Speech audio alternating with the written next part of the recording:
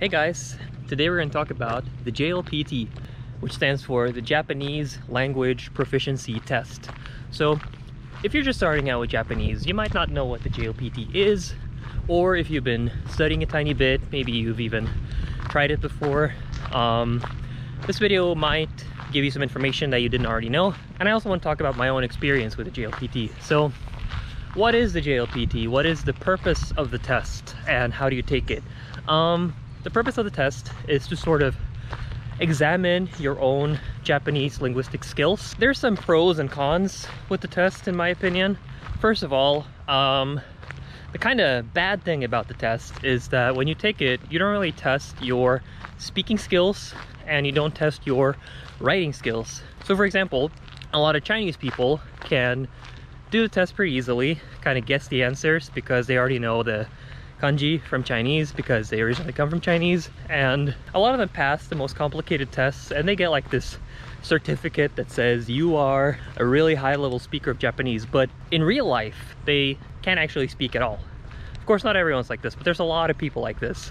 Kind of the same with Korean people as well, because in Korea they have a lot of these two-syllable words that they share with Japanese that are very similar, and the pronunciation and the grammar, etc. You can check out my video about the similarities between them if you want to delve a bit more deeper into that.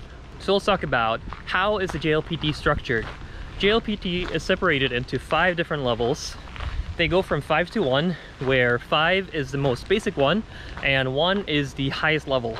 So I would say that JLPT 5 is like the lower beginner stage, 4 is kind of like an upper beginner stage, 3 is where you start to get into like the lower intermediate, 2 is kind of like upper intermediate, and 1 is more advanced.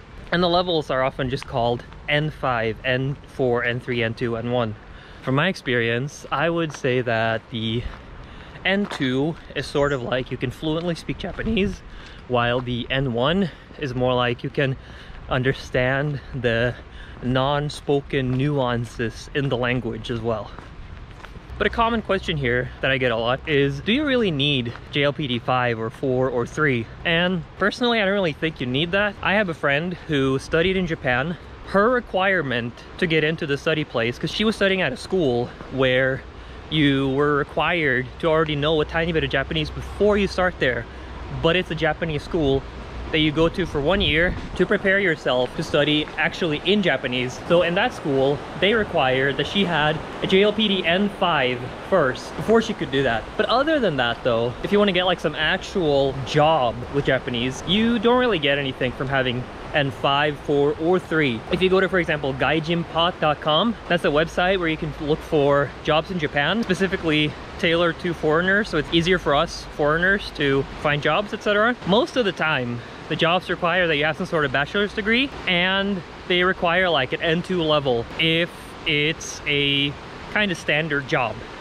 If it's a job more related to language, maybe some translator thing, or maybe a teacher job, then they might require like an N1, because you need to have a really good grasp of the Japanese language.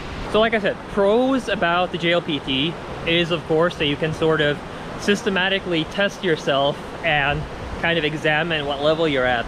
Some of the cons though, like I said, is that some people that also have kanji or very similar grammar can kind of just really easily breeze through the test, but when they actually try to work in a company with the certificate or go to Japan and try to use the language, they can't really do much. They're still kind of lower level.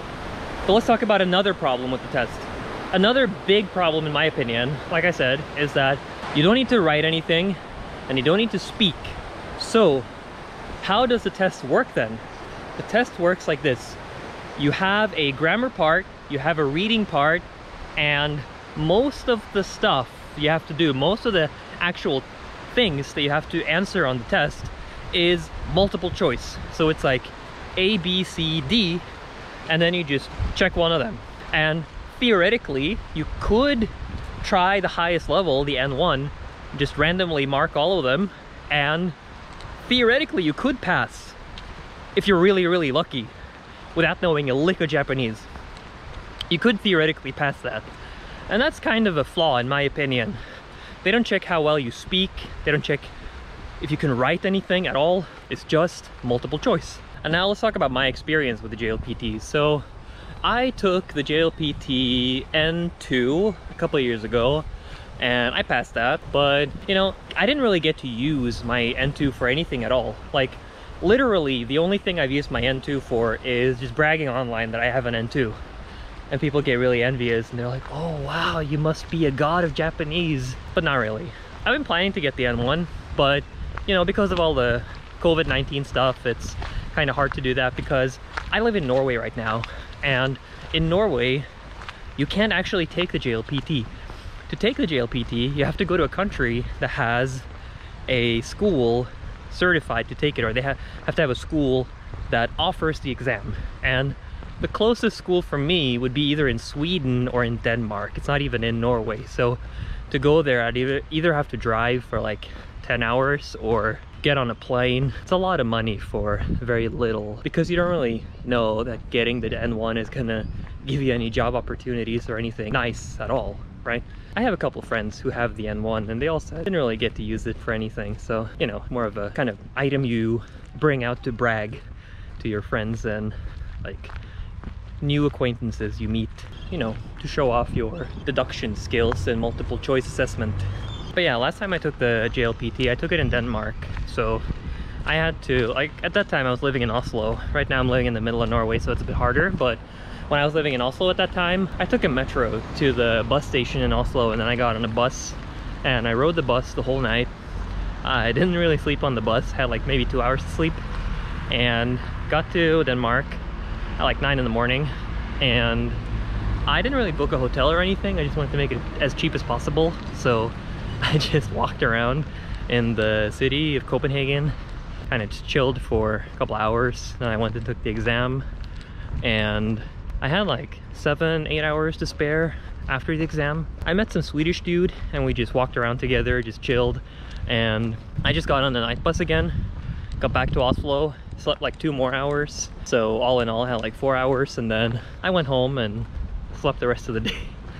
And I passed, so it's not really that hard, I guess. Don't really need to worry that much, I guess.